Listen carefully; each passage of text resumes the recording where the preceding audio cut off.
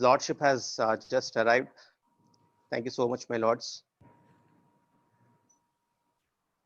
Before we start the actual session, my lords, I want to ask Mr. A.P. Rangnath, President of Advocates Association, Bengaluru, to address the gathering and to welcome the audience and my lords also.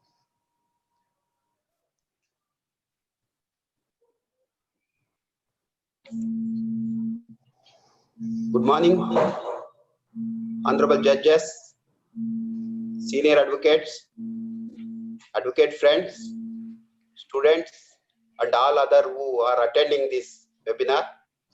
It gives me great pleasure to announce the launch of the webinar series by the Advocate Association Bengaluru. Through this series, we will attempt to bring to you the views of legal luminaries and jurists on various aspects of law, judiciary, the justice dispensation system, and governance. I do hope that the webinar series will benefit the legal fraternity, student, as well as the general public. Although the inevitability of technology in the present world is staring at us, we cannot lose sight of the fact that a majority of lawyers and litigants, more so from the official area,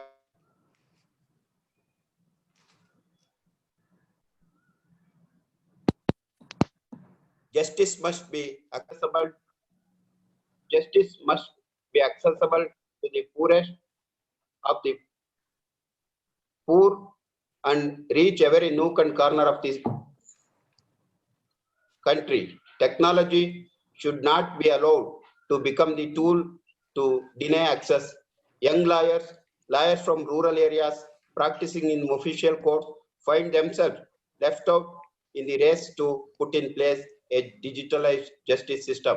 We must address immediately and ensure their interests are protected. In the first of our series, we have with us today none other than the Honorable Chief Justice, High Court of Karnataka. We are both privileged and honored to have the Honorable Chief Justice as the Speaker for the inaugural. His Lordship command over constitutional jurisprudence and law in general, as well as his sensitivity towards the have-nots of the society has been exemplary, to say the least. May your tribe increase is how Mr. Pauline Nariman paid tribute to our Chief Justice very recently. He was applauding the progressive and pragmatic approach of our court on the problems of migrant workers during COVID. We are fortunate to have a forward-looking and promising Chief Justice. The topic chosen by my lord today, court in 2020, indicate what amazing foresight our speaker has, who is true visionary.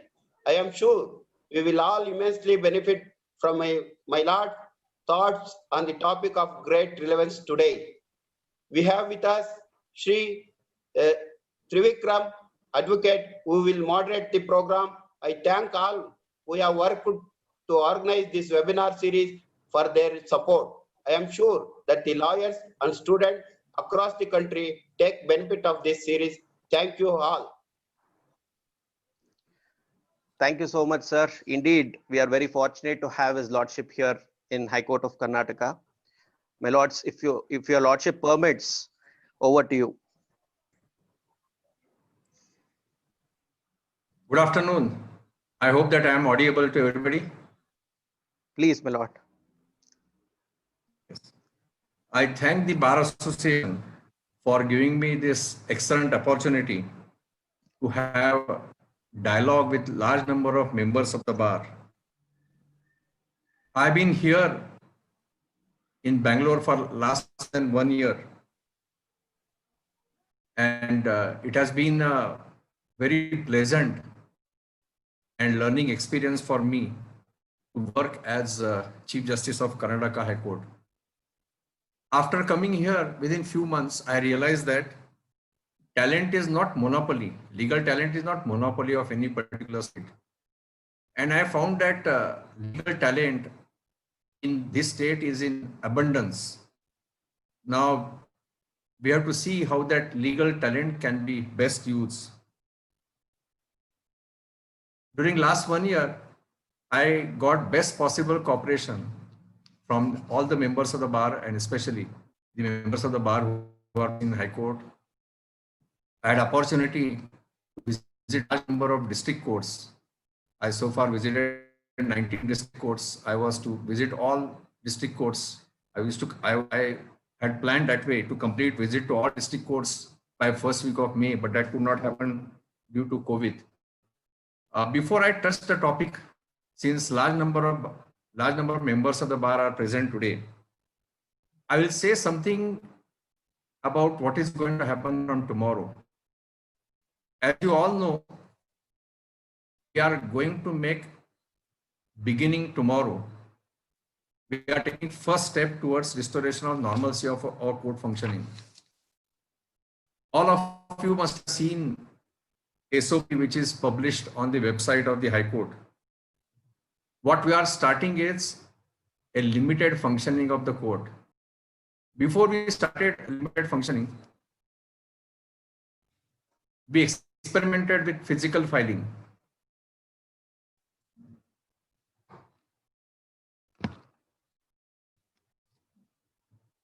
We experimented with physical filing, and physical filing was done in the High Court, not only at the principal seat at Bangalore, also at benches and also in various courts, including the City Civil Court in the city.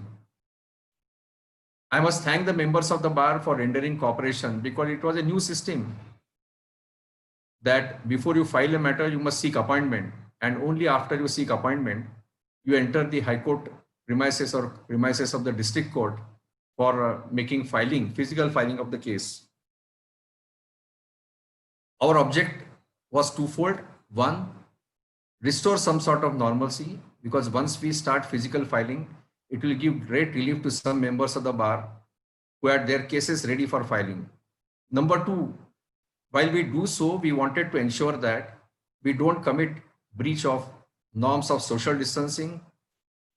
We don't commit any indiscipline. Therefore, I must thank the members of the bar that they have cooperated, and with their cooperation, we could have very seamless physical filing in most difficult circumstances. Now, as far as SOP is concerned, now I must tell you what is the bottom line. It should be endeavor of each and every person who is a stakeholder in legal system to ensure that someday normalcy of court functioning is restored. The bottom line is, when we start functioning of the court, we must ensure that the court or the courts do not contribute to spread of coronavirus. It is our duty to make a beginning, but we must make a beginning in such a manner that we don't become instruments for spreading coronavirus. And that's why you will find all those strict measures. Some of you must know that, and some of you must be knowing that, but I'm just sharing it for information of all the members of the bar. About 1 month back, we have come out with very strict advisory for the members of the staff. We have taken undertaking from each and every member of the staff that they will follow that advisory, because that advisory is for safety of the staff members themselves, safety of others, and more importantly, safety of common man and the institution. We have been holding seminars to educate our members of the staff. We have been taking all possible precautions. Now, anybody who wants to enter the High Court will be checked. That will happen in all district courts. Even I must share with you. Suppose I enter the High Court twice a day, even I am subjected to checkup by thermal gun. I may be also subjected to few questions whether I have symptoms of COVID. So that kind of discipline we have brought into existence in the High Court. Many staff members, after the declaration of lockdown, went to their native places. Now we have made a rule that if staff member who has gone out of district, he comes back after a gap of 6 weeks or 8 weeks, first thing we are doing is, apart from checking him at the counter, at the entry counter, we are sending him to dispensary, and most of them have been advised to undergo home quarantine. So all possible safeguards as far as staff is concerned we are taking.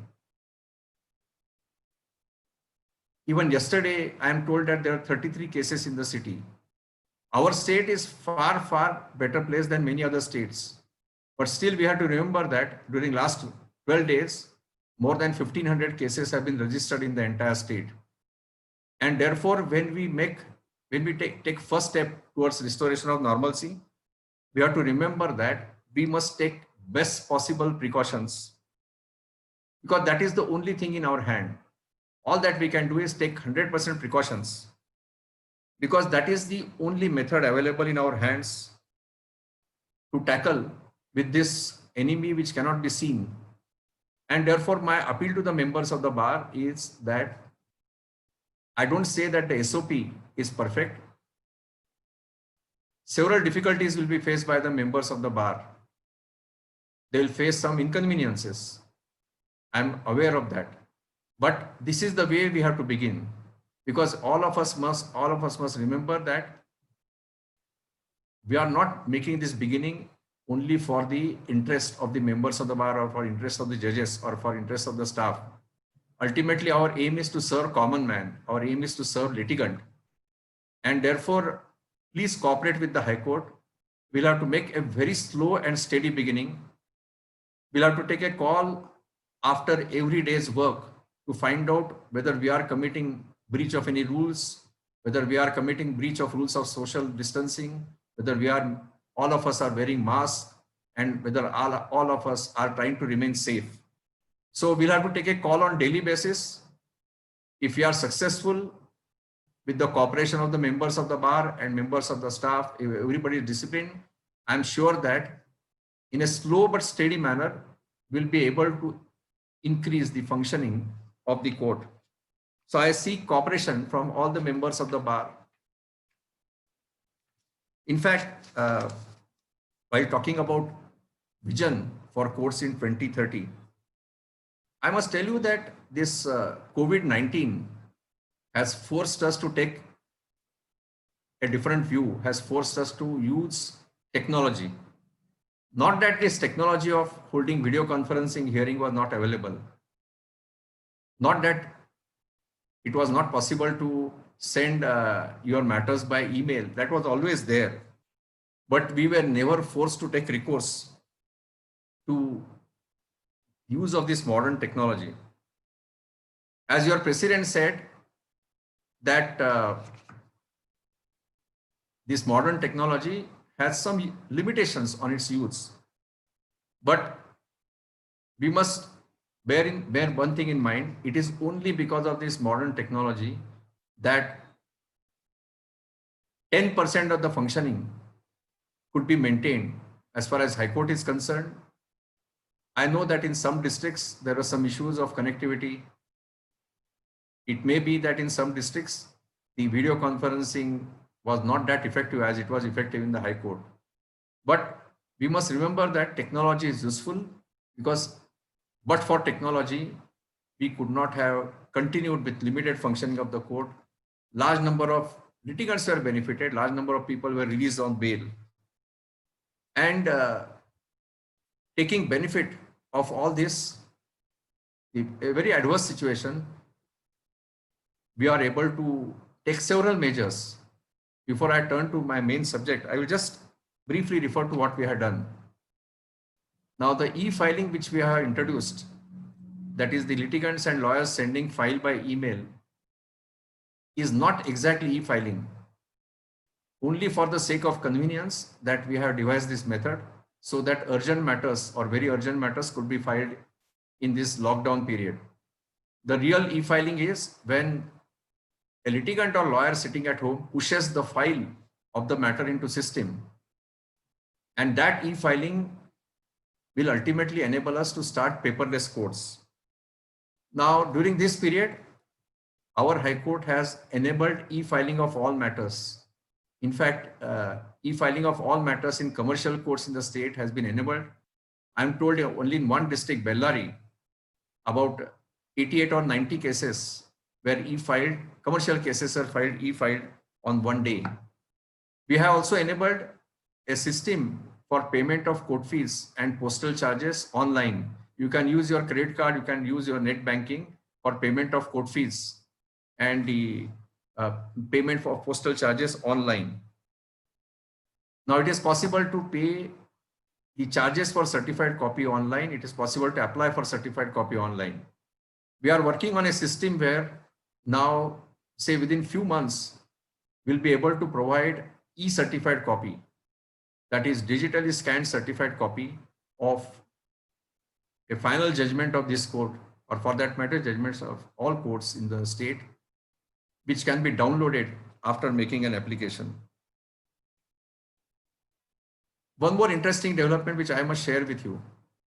Now soon we are going to start virtual court for offences relating to motor vehicles in the city of Bangalore. You know that several persons receive those challans because they commit petty traffic offences. Everyone must have gone through this. Attending court on the basis of challan, attending criminal court, sometimes itself is a punishment because your whole day is wasted. Now, after we inaugurate this virtual court, it will be possible for you to appear before the judicial officer online, to plead guilty. The judicial officer will immediately determine what is the fine payable. You pay the fine online and the matter comes to an end. So a large number of litigants are not required to come to the criminal court, waste their day in criminal court. You can remain present before the learned magistrate by sitting in your office, sitting in your workplace, or sitting at your home. So that will be happening very soon. And if it is successful, we'll try that with many other courts. So that is how this lockdown helped us to start many things, and many things are yet to come. I'm not referring to each and everything which we are going to do in future. Now coming to the subject, some of you must be wondering that what is this subject? Courts in 2030. I must elaborate on that. What is the meaning of this subject? I want to emphasize, I want to tell all of you that what is my personal vision of ideal courts.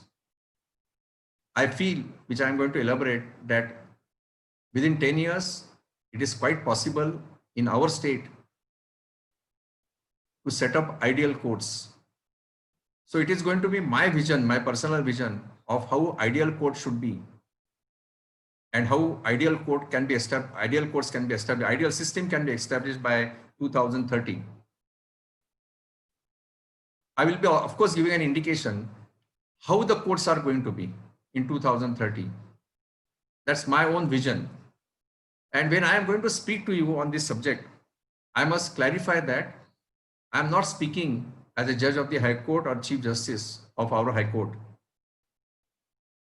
I have been practicing lawyer for 19 years, out of which for 17 years I practiced in Bombay High Court. I've been a judge for 16 years and almost 8 months. It is only on the basis of my long experience as part of the legal fraternity. It is only on the basis of my experience as a student of law. I continue to be a student of law even till today. I am going to speak. And you must also remember one thing. I had a long career of almost 18 years and 7 or 8 months. Now what is left is 1 year, 11 months and 24 days. So I can say that beginning of the end of my career has started. So when this beginning of the end has started, on the basis of my own experience, my own perceptions, and my own views which may not be correct, I am going to project a picture before you that how ideal court should be in 2030. My views may not be necessarily correct. Even as a judge, my views may not be necessarily correct. But to emphasize that these are all my personal views. When I talk about the vision of courts in our state in 2030, I must without hesitation say one thing, that our state has perhaps the best infrastructure for the judiciary. I am speaking it very generally. If you go to district court at Saket in Delhi, you will find that it may be far better than many of our courts. If you go to Lucknow bench of Allahabad High Court, it's purely luxury. We can't imagine that any high court can have that kind of a luxury. If you go to family court at Pune, you will find it is ideal court, ideal family court. So in each state, you will find a court which is very ideal, which is very unique, and which is very good. I am talking generally. If you take overall view of the state, then I find that our state has best infrastructure. The last 16 years of my judgeship, infrastructure has been area of my concern. In fact, I delivered a long judgment on infrastructure of the courts, which runs into 175 pages. That is in the context of state of Maharashtra, because that is where we don't get assistance from the government. So I've been working for judicial infrastructure, and that's my personal view, that perhaps generally speaking, if you consider overall situation in the state, our state has best infrastructure. Coupled with that best infrastructure, I must say that we have a very, very good legal talent. And best infrastructure, availability of best infrastructure and availability of best talent is there in our state.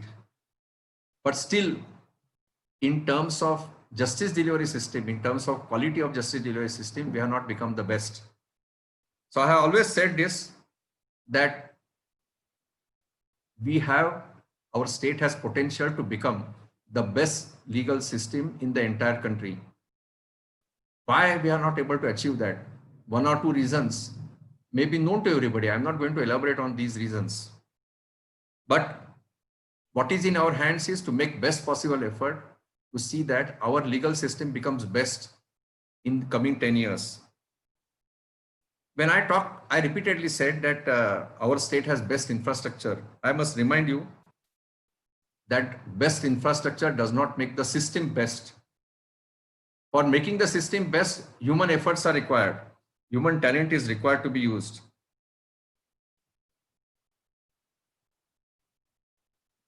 The reason is that if you have beautiful court building, if you have beautiful court building with all modern infrastructure, it does not necessarily mean that we are able to deliver quality justice by sitting in that building and by conducting courts in that building. So what we have to consider is how we can become the best.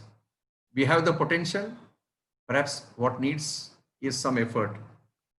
Now, what is going to happen in future during this period of 10 years? Now, one thing, whether we like it or not, we will have to use modern technology. I must elaborate on this. I don't believe that we should use modern technology because we love modern technology. I don't believe that we should use modern technology because it's a fashion to talk about modern technology and digitization. There are many who keep on writing, who keep on saying, now these webinars are there all across the India, pan India. You must be hearing these webinars. Now there are many speakers who talk about, look how the courts in USA are functioning. Look how courts in England are functioning. Somebody says, look at Singapore, how effectively they are functioning. How modern technology is being used in these courts. My personal view is that we should not adopt modern technology because some of the developed countries have adopted modern technology. We can't compare our system with the courts in England, courts in America, courts in Singapore.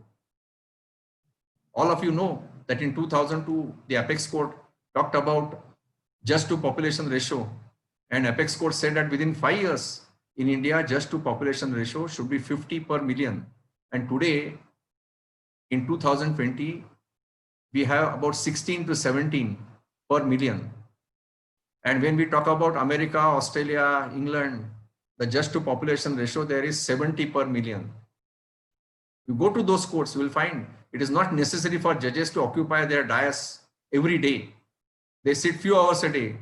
They don't sit for a few working days because they say that during those days we deliberate upon the matters which we hear and we take a lot of time to deliver our judgments. Secondly, we must also, when we talk about system, legal system at place like Singapore, we must remember one thing, that the courts in India are not kangaroo courts. We have best possible traditions. Even if a terrorist, even if a person who is a foreigner commits terrorist act in India, we give him fair trial. This is the basis of our system. The fair trial is basis of our system. And therefore, though I am one who is going to canvass that we must use best use of technology, we should not use technology only because some countries, some courts in foreign countries are using the same. See, ultimately, why somebody says that we should use modern technology. When I say this, that we should use modern technology, we have to remember one thing. When we talk about use of modern technology, we should take one very important precaution. We should not create an impression in the mind of common man, the common man who requires justice, common man in our villages, common man who may not be acquainted with technology, that the courts by use of technology are going to function only for elite class of society. That impression we have to remove from the mind of common man. And therefore, these are not the three reasons that because we love technology, the fashion to use technology, and because somebody else is using technology, that we should use technology. Our use of technology has different reasons. Now, the first and foremost reason which I'll give is that by use of technology, we want to become more user-friendly. By use of technology, we should become more accessible. The justice should become more accessible. The courts should become more accessible to common man. By use of technology, we must become more and more transparent. And lastly, by use of technology, we must become eco-friendly. I know that I'm making a bit diversion, but as far as courts becoming eco-friendly is concerned, I must share one proud achievement with you, that as far as High Court of Karnataka is concerned, all our administrative meetings are now virtual meetings, in the sense that not a single piece of paper is printed. Otherwise, for our full court meetings, for our administrative committee meetings, sometimes the material consists of 500 pages, 600 pages. Now, all judges for all meetings are using soft copy of the material. So if there is one full court meeting, now we have 46 judges. The requirement is of printing few lakh pages. Now we are dispensed with that requirement. And by doing that, we must be saving large number of trees when we hold one full court meeting. So that eco-friendly is one aspect on which we are working. Most of our correspondence now between High Court and district courts is online correspondence by email. Now we come to the use of technology. I know there are many who will say that technology is not going to help us. I'll deal with this by going into, I'll go down to memory lane. I remember when I started practicing in High Court, Bombay High Court, we had not heard about internet. We had only read about it in magazines. Till 1997, we had a situation where the cause lists were published at 9:30 or 10 o'clock by physically displaying it in Bombay High Court. At benches, it was done early. So we had a system that apart from usual clerks, there were specialized board clerks who used to wait in the High Court premises till 9:30 or 10 o'clock. And they used to make notes after reading the physical cause list and call us on telephone at 10:30 or 11:15 and tell us how many matters in which court at what serial number one particular lawyer has. There was a system by which this physical cause list was handed out to the bar associations. Bar associations used to cyclostyle it, and same, these board clerks who used to specialize in all this work, they used to come to our residence or our offices and deliver those cyclostyle copies, say at 11:30. So a typical life of appellate side lawyer in Bombay High Court. Bombay High Court has two sides. One is appellate side, other is original side. Our offices used to work minimum till 11 o'clock, because at 11 o'clock we used to know with certainty which matters the courts are going to hear. Then started use of website. The cause lists were uploaded. Now, as a result of uploading of the cause list, not only the lawyers could access to it, say by 7:30, 8 o'clock, 9:30, this physical movement of bringing in those cyclostyle lists stopped. Even those litigants who were user-friendly with use of internet, they could access to the website and know whether their case is listed. The second area where technology helped us a lot in terms of transparency is uploading of all our orders on the website. Now look at the National Judicial Data Grid. I know that everybody residing in the village may not be techno-savvy, but there are people in the village whose assistance can be taken. Now every litigant sitting at home, maybe with the help of some other person who is techno-savvy, can know what is the status of his case even in Taluk court. He can get copies of the order. He can get copies of the proceedings. So we have to remember that after use of technology was commenced in the court, after we started using internet, after we started using websites, we have moved forward. We have moved forward towards transparency. Earlier days, when orders were not being uploaded or web hosted, a litigant had to wait to know what is the order passed in his case till he received certified copy. Now he has to simply click a button and know what is the order passed, why the judge has decided in his favor or why the judge has decided against him. So please remember that use of technology has made the judicial process transparent. We can't deny that. We can't deny that we are far better in terms of functioning today than what we were, say, in 1990 or 1995. We can't deny that. Now, I'll turn to one more aspect of use of technology, because when we talk about vision of the court in 2030, now technology is going to play a very important role. I'll come to the other aspect. What are the limitations on use of technology? Now, coming back to the lockdown period, again, I say that technology has helped us. Technology has helped us. Now, we'll publish figures of how many cases were taken by the High Court during lockdown period. Look at the scenario. There was no judge available at benches, Dharwad and Kalburgi, but we could hear all the matters which were filed in benches sitting in the capital city. Now, firstly, I turn to e-filing. As I told you, the present e-filing, which we introduced due to lockdown, is not e-filing in true sense. The e-filing in true sense, I'll repeat, is that while sitting in your office or litigant sitting in his house, he is able to e-file it by pushing the file in system. Now, e-filing has its own advantages. One advantage is that you don't have to come to the court for filing a matter. You don't have to use large number of papers.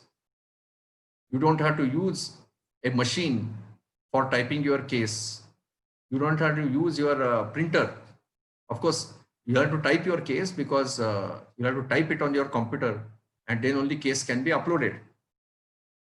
A question is always asked to me that, look, this e-filing may be useful for commercial courts. E-filing may be useful in capital city like Bangalore, which is known to be e-city.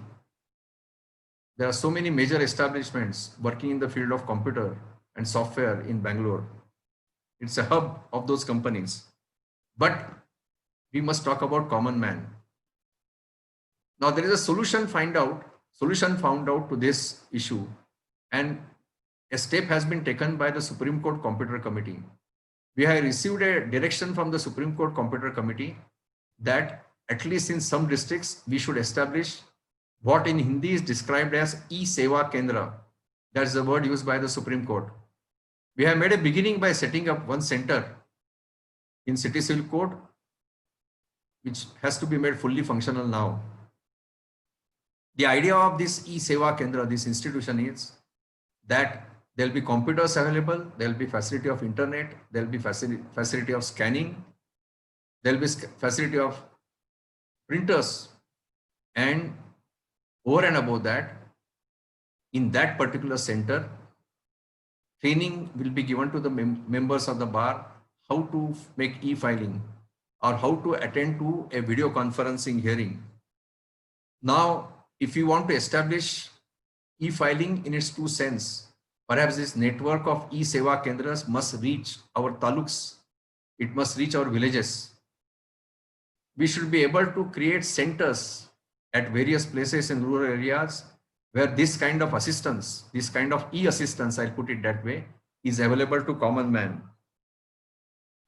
E-filing has a large number of advantages.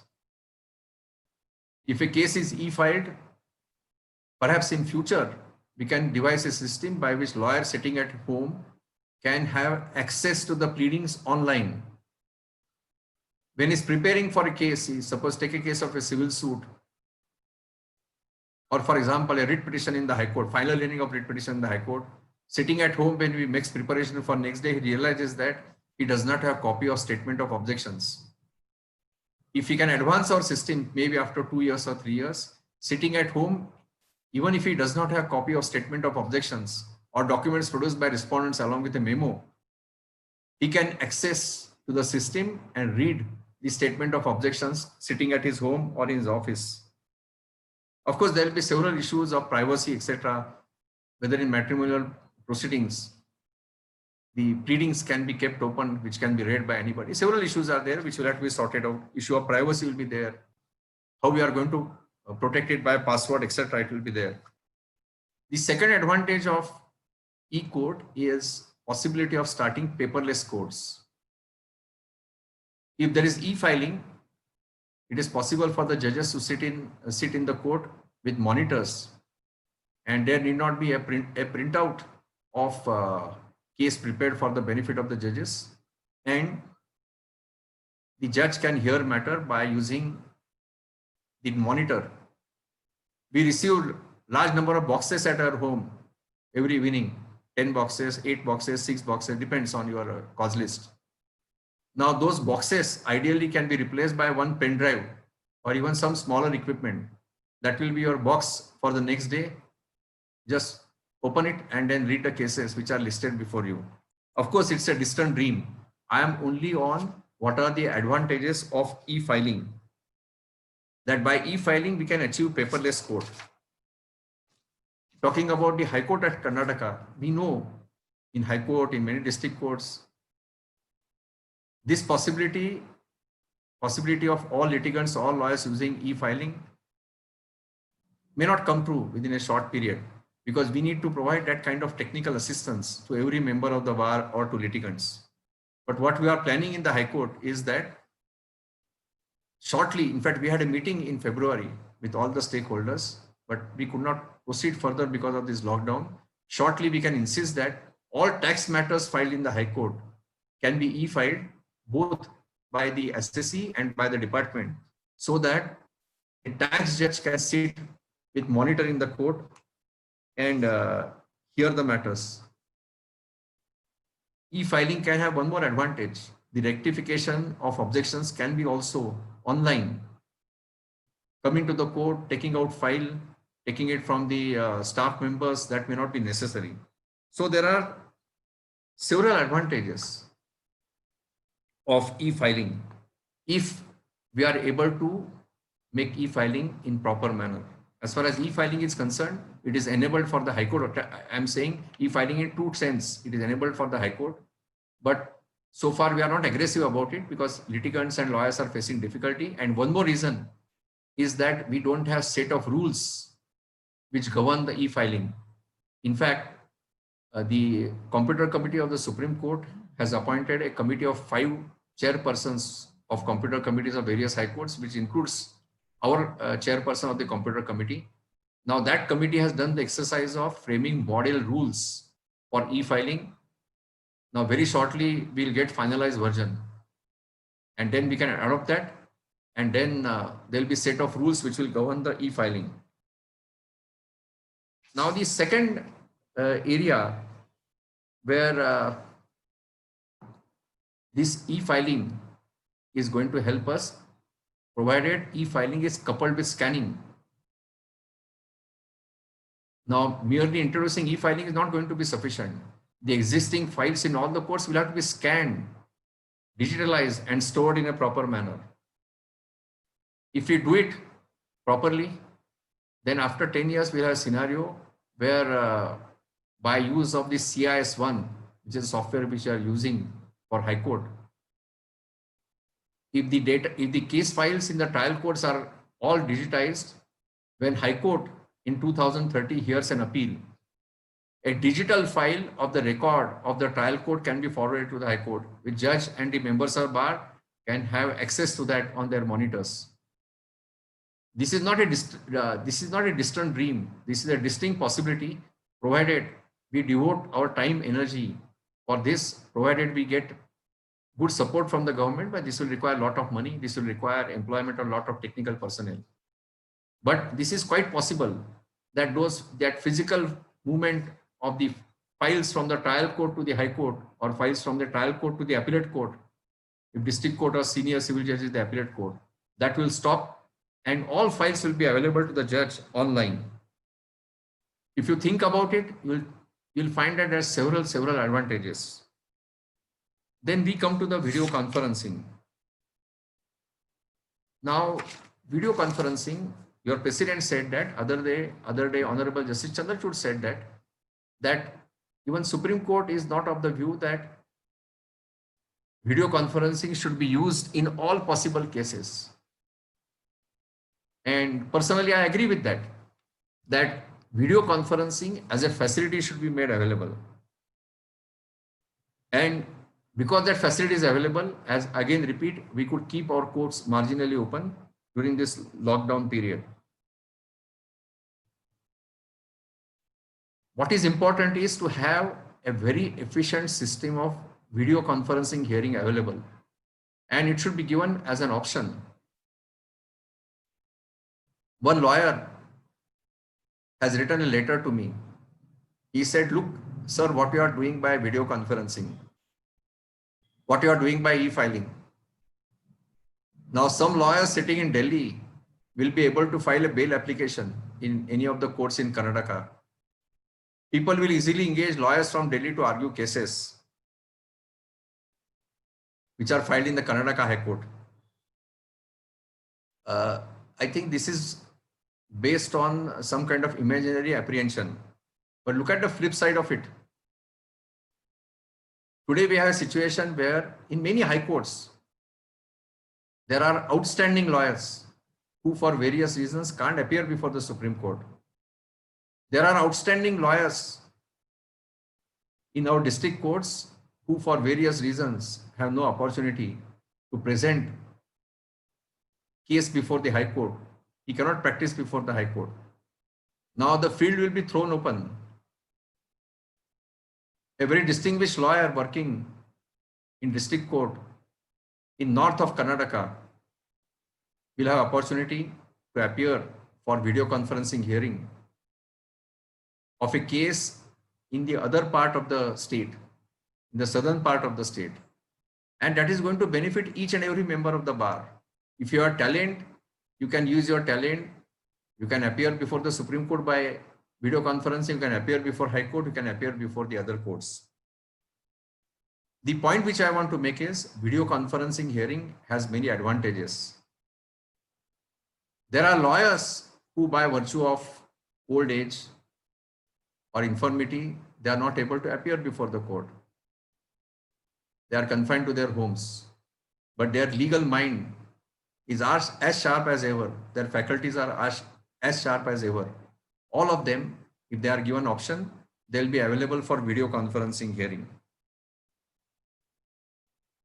So it has its own advantages. I am again repeating that I don't personally carry a view that all cases should be heard in all courts by video conferencing. But we'll have to identify the cases. For example, final arguments in a suit. If you have proper video conferencing hearing, you can save a lot of time. The lawyers can be told to submit written submissions, and then the hearing through the arguments through video conferencing can remain confined to the points which are raised in the written submission, brief written submissions. We'll have to categorize the cases where we can use video conferencing routinely. Apart from that, we should always provide an option of video conferencing hearing to everybody. That option must always remain available. Today, of course, we are passing through a very difficult stage. So for a few months to come, we'll have to say that some cases will be heard only by video conferencing. But as we restore normalcy, I'm all for starting courts in physical form. I'm not against it. In fact, I feel that some of the matters have to be heard by physical hearing. But when we restore normalcy, we must also ensure that large number of cases are heard by video conferencing. If somebody wants to sit in Dharwad and argue a case in Karnataka High Court, the principal seat, we should allow him to do so. If some lawyer who is practicing in district court wants to argue a case before the High Court, we should allow him to do so by video conferencing. So video conferencing field has to be kept open. Now, one more area where, of course, it will need a lot of debate. I'm not saying video conferencing, but facility of webcasting what is happening in the court is made available. That will give us a lot of transparency. There are litigants who have faith in their advocates. A litigant residing in village does not come to the district court. If he has a case in district court, he relies upon his advocate, but he's not able to hear what happens in his case. Same is the case with High Court. Now, it's a huge issue. It's a huge practical and legal issue, whether we should be permitting live streaming of the courts. If you talk about principles, on first principles, I mean, nobody should have objection for live streaming of the case, so that a litigant who is not able to attend the hearing can sit in the comfort of his house and see what exactly is happening in the court. Now, there are various facets of live streaming, but the facility to provide video conferencing hearing has direct nexus with providing live streaming of the court proceedings. Maybe not today. Today, a person who is a bit conservative like me, in my mind, I will have several apprehensions about live streaming. Sometimes I feel, fortunately for us in today our legal system, there are many lawyers who are very fair. If we have live streaming, whether that fairness will disappear, that's a question we'll have to ask. Because if a lawyer concedes, then perhaps a litigant will be watching, sitting at his home. So therefore, in ideal situation, we should have live streaming of the cases. But all of us must remember that we don't live in ideal world. All of you remember what Krishna Iyer said, that CPC is ideal legislation in ideal circumstances. So all this we are talking about a live streaming of the cases is all possible in ideal circumstances. For that, we'll require change of mindset of the litigants, change of mindset of lawyers and judges. But sooner or later, someday, we'll have to adopt live streaming. We'll have to create a situation where we start working in ideal atmosphere so that there is live streaming, which will give a lot of transparency to the legal system. Now, it's not only about video conferencing.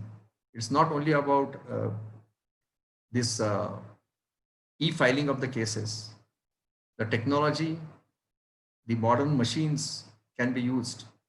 Now, one area where we need to use this modern technology, that is an area where litigants and lawyers are required to make deposit of money in the court and there is withdrawal. Now we should create a situation during these 10 years that there are no cash transactions in any court. We have made a beginning. Now it is possible to pay court fees online. In fact, in High Court at principal seat, we have those POS machines where you can just swipe the machine and pay the charges for certified copy. I mean, this is the beginning which we have made. So in ideal system, and it is quite possible to bring this system into existence, that all deposits are online deposits, and most importantly, withdrawal for the litigant is very easy. The reason is that take a case of motor accident claim case or land acquisition compensation case, or a money suit. Ultimately, litigant spends money, time and energy. He toils very hard with the help of his lawyer because he needs money. And after he succeeds, if he is required to physically remain present, if he is required to pass through so many procedural hurdles to get his money, it will defeat the system. And therefore now use of technologies will have to be made mandatory when it comes to deposit of the amount in the court. And most importantly, we should create a facility for seamless withdrawal of the money which is deposited. The litigants, while sitting at home, should be able to withdraw the money. Now we have in villages also those Jana Dhanna accounts. Some common man has accounts in various nationalized banks. So that is one more area where we'll have to use modern technology. It is already 55 minutes and somewhere I'll have to put a full stop. And just to summarize it, the ultimate aim of stakeholders should be that we create ideal system, ideal justice delivery system. The use of technology is a method, it is a tool in our hands that all of us should remember. Again, I want to repeat, when we talk about use of technology, we talk about video conferencing, hearing, e-filing, we should never allow an impression to be created in the mind of common man that this system is going to work only for elite. Coupled with that, there's one more area where we'll need, that's the last thing which I want to point out today. I can go on and on this, but there's a time constraint. The last thing is setting our priorities right. We should have a policy which case is to be given out of turn priority, which case is not to be given. Talking about High Court, I have said so in sitting in court hall number 1, that because the advocate feels that his case is urgent, we should not treat it as urgent. There should be a system that after a case is filed in High Court, I'm talking only about High Court, that case appears on board for preliminary hearing on a particular date. In fact, I experimented with that. I have started that system in court hall number 1, that every case which is filed comes on 7th day on which day it is heard.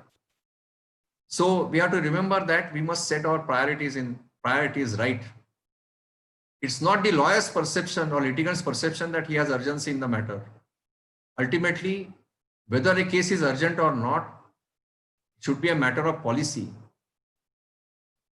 It should be a matter of real urgency. I'll just give an example. Now today we have our Commercial Courts Act in place. In Bangalore, actually that could have happened, but that was delayed due to lockdown. We are going to have an independent establishment, first of its kind in India, where commercial courts will be set up. Mr. Ranganath is aware of that. Government is actually now they have started again processing what was we left at a stage in first week of March. Now government is processing that. We'll have that set up. We talk about giving priority to commercial cases, commercial causes. Now someday we'll have to ask a question to ourselves, whether in system in our country, whether only commercial cases should get top priority. In all cities, in Bombay High Court, I heard lawyers saying this, litigants saying, look, high stakes are involved. Now, my personal view is that because a case involves high stake,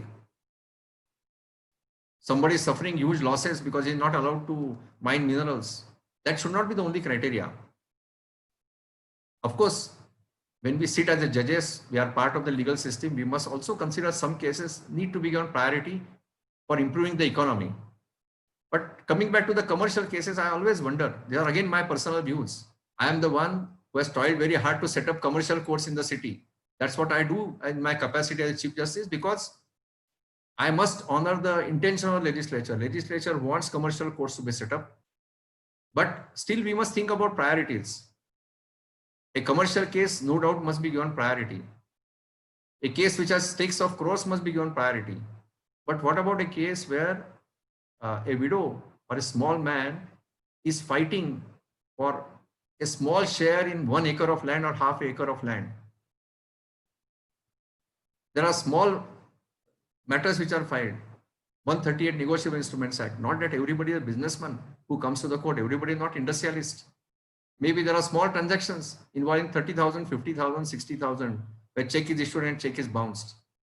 There are a large number of litigants who have come to the court with money claims. Their money claims may not be as high as in commercial cases. There are litigations concerning family court. There are litigations concerning families, Domestic Violence Act. There are litigations concerning senior citizens. So a day has come when we must work our priorities right. Which case should be given priority? Today we have a scenario. Somebody comes to the court, he says, sir, I am filed IA. Fix a date of hearing. Maybe I may be also guilty of that. Then I fix a date for hearing of a case filed in 2017. Because there is no rational criteria which case should be given priority. When I fix a case of 2017, there is a final hearing matter pending, which is of 2012, which remains there. See, there are two categories of litigants. One who go to the lawyer and tell the lawyer, look, my case is extremely urgent. So be after the court and judge to see that case is taken up. But there are also litigants who have patience, who wait in the queue. So we should be conscious of the fact that when we allow somebody to bypass the queue, there are patient litigants patiently waiting in the queue. And therefore, there needs to be a debate. I have said this as judge of the Bombay High Court. I said it openly on public platform that as institution, there should be a debate on setting our priorities right. Which case should get priority? Merely because it is commercial case, whether it should be given out of turn priority. Or we should be striking right balance where cases of poor and needy are also fast tracked and cases, these commercial cases are also fast tracked. We strike a right balance. And this is something which is a huge challenge before our system, how we are going to set our priorities right. Now, I almost come to an end. There are several things we can talk about, how we can improve our system, how we can make our system, which will be really useful to the common man.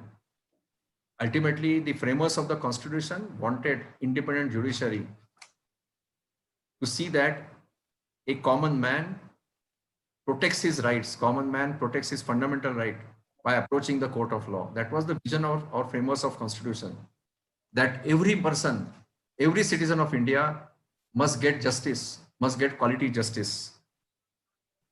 Now I come to the last part of what I want to say. The last part is that what should be the vision of courts in our state in 2030? What should be the vision? How do you visualize ideal court? Now somebody will say, and rightly say, that our court should become paperless courts. Somebody should say that each case should be made e-filing. Somebody will say that there should be live streaming in the court. Somebody should say that we should bring about transparency. These are various facets. Somebody should say that 100% there should be video conferencing. Lawyers should sit at their home. Litigant can sit at his home and he should be able to argue. So these are all parts, use of technology, making the court very transparent. That's the most important thing according to me. Our vision of court of 2030, the first priority should be that it will be a very transparent and fair system. That's the first priority. By use of technology, we can make it more and more transparent and more fair. So ultimately it boils down to this, we should have a system which is user friendly. We have a system which is transparent. A system which balances the priorities. We have a system where the justice delivery takes place in reasonable time. I'm using the word reasonable time because in our condition, it's not possible to say that there will be very, very expeditious disposal of cases. So our aim should be to have cases disposed of in a fair and transparent manner in reasonable time. That's what I want to say. This is the ultimately vision, a vision of a litigant-friendly court, a vision of a court which becomes very friendly with the common man who is on streets, a common man who is residing in village, common man who does not have means. So the court must become very friendly to him. Now, we always talk about use of machines. Of course, use of machines is important. Use of technology is important. We have prospered and progressed because of the use of technology. It is because of use of technology that perhaps so many thousands of lawyers are able to hear their Chief Justice online. The technology has helped the system, no doubt about it. Technology is only a method to achieve excellence. It's a tool in our hand. But we must always remember one thing, that excellence cannot be achieved merely by using machines. If you want to achieve excellence, it requires use of human efforts. Only by using machines, we are not going to achieve excellence. We must have human efforts in place. And those human efforts will have to be made not only by the judges, but all stakeholders of the system. People talk about artificial intelligence, whether it is going to serve effective purposes, it can be effective use in judiciary. Of course, it will have limited use of classification of cases, maybe computing compensation in motor vehicles cases, especially in case of fatal accidents. It will have a utility. But if you want to achieve the target of making our courts ideal, making the courts in Karnataka ideal, the legal system in Karnataka ideal, what will be more important is effective use of human intelligence. It is only the effective use of human intelligence and, more importantly, hard work and efforts by human beings that we are going to achieve excellence. And that's the personal view, and that's the message which I wanted to convey to all of you. So as I said, that let us have this dream. We have good infrastructure, fantastic infrastructure. We have all the legal talent. So let us put our heads together. Let the bar and bench come together and see that in 2030, the citizens of this country will say that in terms of the legal system, Karnataka is the best. But for that purpose, we need to get rid of 2 or 3 factors which have adversely affected our legal system. We know all those, what are those factors? We must remember that. So I close this by again giving compliments to the Bar Association for facilitating this dialogue. I again say that these are all my personal views. These are not the views of Chief Justice of Karnataka. These are all my personal views as a student of law and, more importantly, as integral part of the legal system. So I wish all the best to the legal system. I wish that younger members of the bar will start working in the right direction. So let us close today's dialogue. I will say dialogue, it's not a speech, by saying that let us achieve this excellence in 2030 as far as courts in Karnataka are concerned. Thank you very much. My lords, thank you very much for a very informative session. We have very few questions lined up. If my lords permits, we will go ahead with the question and few questions I can take. Time yes, is first, please. Firstly, we have Mrs. Sandhya Prabhu who has a question, and Mr. Shashank can be ready. He has the second. He has a question who is lined up for the who is serialed up as second in number. Yes. Sandhya ma'am, please go ahead. Unmute. My lord, I'm Sandhya Prabhu, my lord. My lord, during this lockdown, I filed nearly about 10 to 11 cases, my lord. In that, the major objection was with regard to oath commissioner and swearing, my lord, which will be not possible in online. So that objection should be overruled, my lord, or exempted with the notification. First one, my lord. Then, my lord, Yes, please. yes, my lord. The second thing is, my lord, from tomorrow the regular courts are going to be resumed. I have two matters listed, my lord, one at 2:30 and one at 3:45. I was worrying, my lord, after seeing the list. In case if my matters are listed at 10:30, two matters. So how to, my lord, that is my problem, my lord. How can one person with the one net connection and one instrument, my lord, See, attend to this? madam, perhaps you have not read the cause list correctly. The matter in the morning, the cause list in the morning is being replaced. There are some technical glitches there. More matters were listed. We'll get the correct cause list. Afternoon matters, please read our SOP. Please, my lord. Matters are going to be heard physically. Afternoon matters, unless some lawyer wants it to be heard by video conferencing hearing. Secondly, we are not starting normal functioning.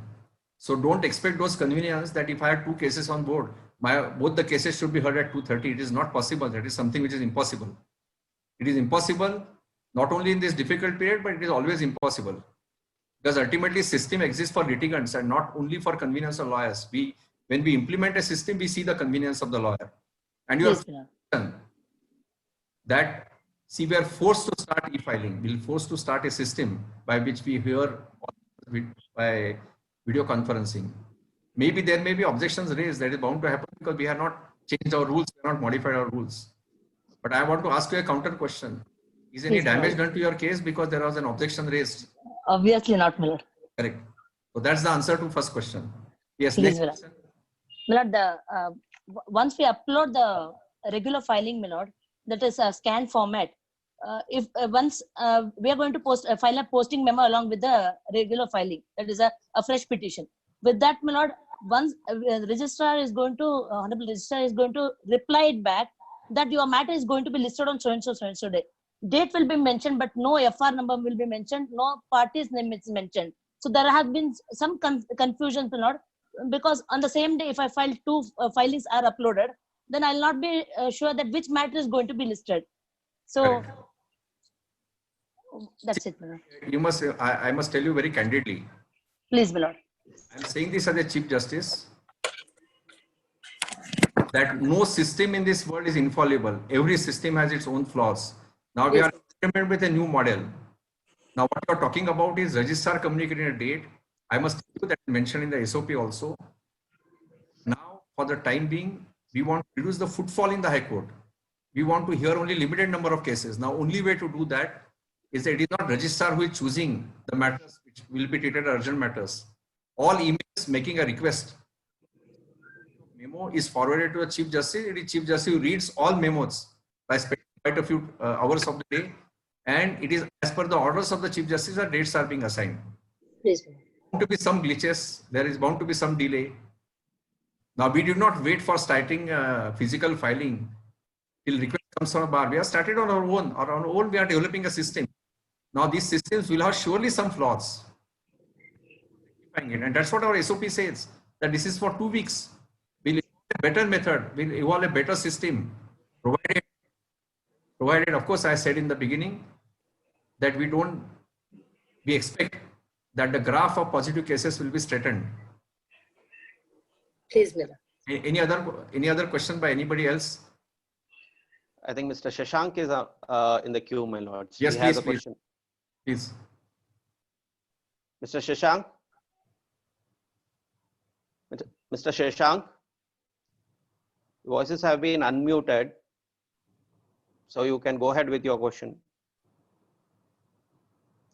I think he's not here, or maybe there might be a technical issue. Or maybe by this time he must be very hungry after hearing the lecture of ours. Not really, my lord. It was a very informative session. So we are already fed with information. So very happily, our stomach is full. So yes, we just can on go a to the lighter note, next question. next question. perhaps that's the last one. So that's about it, I think, my lords. No more questions. Yes. Because couple of questions from the law students we have screened it. Later Okay. we would be just answering them. So just to save the time. So once again, my lords, on behalf of Advocates Association Bengaluru and my personal behalf, thank you very much for accepting our invitation and addressing and giving us a view about the court system in 2030. Thank you very much. And I also thank all the audience. We have many people from various bar, all my learned friends. Thank you very much. Thank you very much. Thank you. Thank you. Thank you.